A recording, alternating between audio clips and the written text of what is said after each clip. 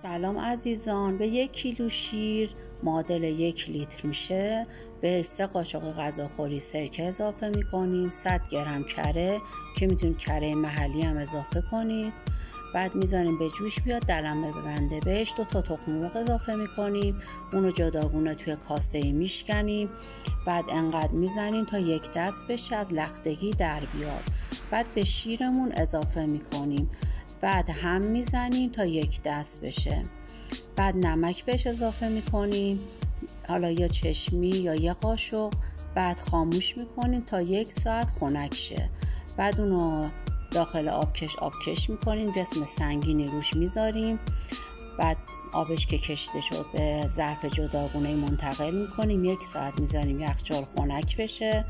بعد میاریم روی نونی که هر نونی که دوست دارید، بهش سیاه دونه، عسل، گردو، کنجد، هر چی که دوست دارید میتونید بهش اضافه کنید و میل کنید. فقط چون تخم و مقدار پنیر 3-4 روزه دیگه باید خورده بشه.